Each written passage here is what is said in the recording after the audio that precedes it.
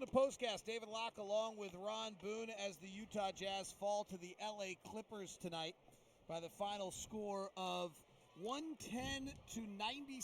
They ran into the MVP, showed a lot of great signs, and showed one or two things that's a bit disconcerting. We'll touch on them all coming up on POSTCAST. POSTCAST is brought to you by the store located 6200 South and 20th East.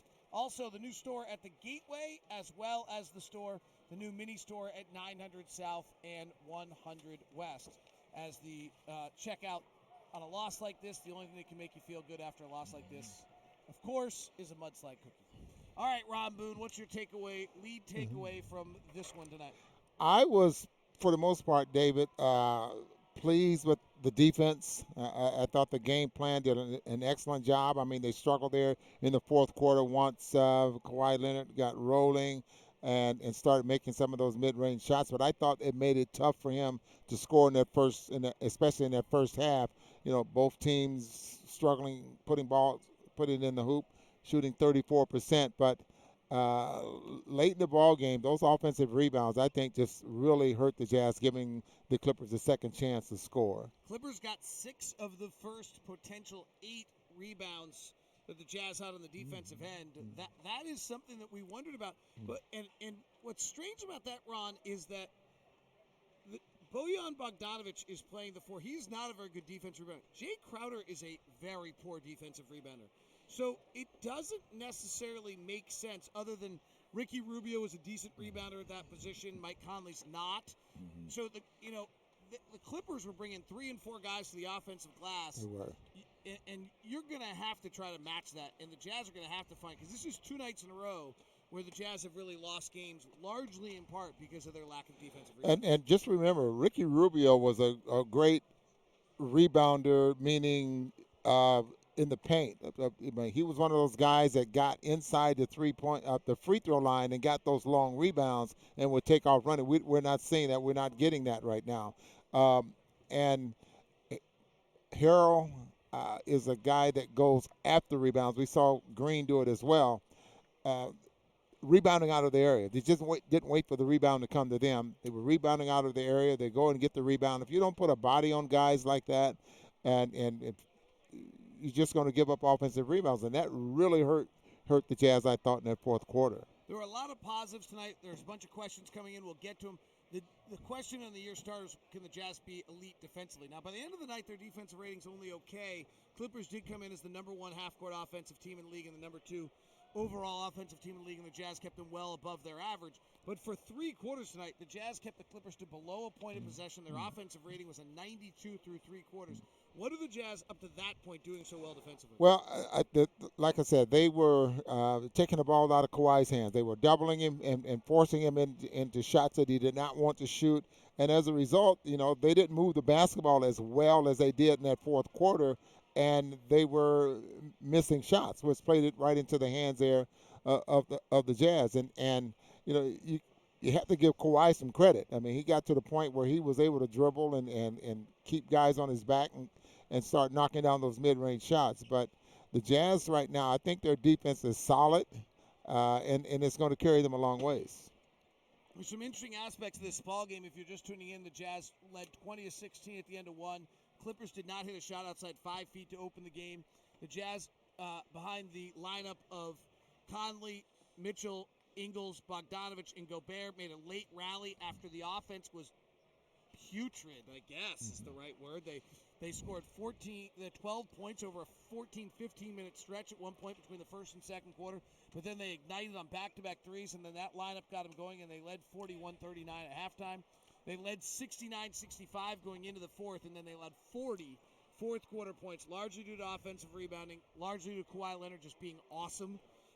Donovan Mitchell matched him shot for a while, but then finally the Jazz just fell apart. We got to remember something here, that you have to make substitutions. You can't play the starting 5 or certain guys the entire basketball game. And I thought, on a couple of those substitutions where Quinn was trying to give his players some rest, some needed rest, that they started to lose something defensively, and I think that's when they got a few of those offensive rebounds there as well. Well, there's some ugly plus-minus numbers on some of our guys tonight, I think. Actually, That doesn't. Well, that plus minus is different than what of some of our plus minuses. So we'll have to see. This one has every single. This plus minus is wrong because it has the Jazz up. Every single Jazz player at plus 14 overall. So there's something wrong in the official box score on the plus minuses here. On the box score I was monitoring, Jeff Green was about a minus 19 on the ball game, and what? That they're all wrong, right? No. What are you? What are you laughing at? What I was laughing at, You had the old box score. that was the old box score. This is the real box I must have score. said their final score wrong then too. 105-94. Jeff Green tonight minus 26 in 19 minutes. Tony Bradley in his 14 minutes minus 14. All right, let's get to some of the questions. Matt James, I only got to watch the last 2 minutes. You should have listened to the first 46. Should have the Jazz won, or were the Clippers too good? I thought the Clippers won the ball game late in that fourth quarter, and you can start with the offensive rebound, something we've already discussed, giving them a second chance to score, and they got the job done. And then Kawhi made a couple of really tough shots. I thought 1-3 he knocked down with a hand in his face, really separated. And then Donovan Mitchell, who tried to put it all together and get it done in that fourth quarter, he was all by himself, couldn't get it done. So I don't think that the Jazz once. It would have been awfully difficult for the Jazz to win the ball game, especially in the last 3 minutes. You know, they really lost this game late in the third quarter. They were up 10. Kawhi Leonard went to the bench. We talked about in the broadcast. You've got to stretch the lead at that point. Yeah. And with Kawhi Leonard off the floor this year, this team's been bad. They've been minus 12. They've been plus 18 per 100 possessions with Kawhi.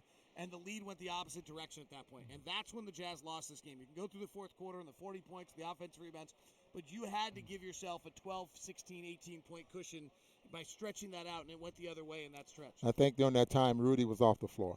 Last year, Rudy led this is from Ryan on Twitch. Last year, Locked On Live on Twitch, Facebook, and as well on YouTube. Locked On Sports on Periscope. Last year, Rudy led the league in dunks. This year, it looks like Rudy hasn't been getting as many lobs and putbacks. Is this because teams are prepping for it, or because we are using our new shooters more often? We discussed that today, didn't we? We did. Yeah. And it's something we're going to look at and see where he was at last year opposed to where he's at this year. But you're absolutely right. But you also have to give other coaches credit. Doc Rivers has been around a long time. He's approaching 900 victories in this in his coaching career. And so they're smart enough now to where they're doing different things to take away that dunk. But Rudy's still being effective offensively and providing other things.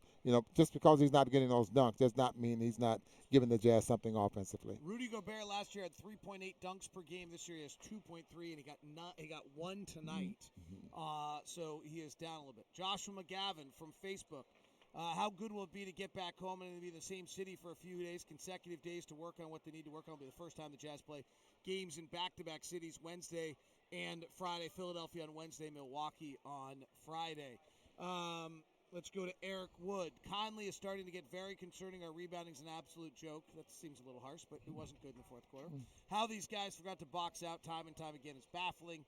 Unless that gets changed, blah, blah, blah. All right, Landon says Conley head scratcher. Eric has more about Conley. Rob Alvord wants to know about Conley. I want to know about Conley. I want to know about Conley. What's our thought here? This is now 6 of 7 games have been below what we expected on Mike Conley. Yeah, and are we getting concerned a little bit because has not been able to come out of this little slump that he's in for shooting the basketball? He's starting to press. You're looking at a guy that's been in the league now. This is his 13th year, and you would think that he would be able to come out of this right now. But the big picture is that we have 10 different players on this team from last season, and the style of play for Conley is a lot different than what he's accustomed to. You see that he's not a catch-and-shoot player. He doesn't he's not one of those guys that shoots off the dribble very well, and I think that's kind of hurting him coming off screens because I think he's going about 2 or 3 dribbles too close to the basket rather than pulling up. I know he likes that little floater, but I'd like to see him pull up and knock down that little jump shot. Jazz fall tonight. Final score 1-0. Is this the real box score? This is the right box right here. 105-94. They played great defense much of the night, but weren't able to close it out. that is our Locked On Live broadcast tonight for you on POSTCAST. Thanks for tuning in. I'll have Locked On Jazz for you tomorrow. Ron and I'll be back with you Wednesday on the floor at 6 o'clock as the Jazz will play the Philadelphia 76ers and the Milwaukee Bucks coming up. Thanks very much for tuning in. Appreciate it very much. We'll talk to you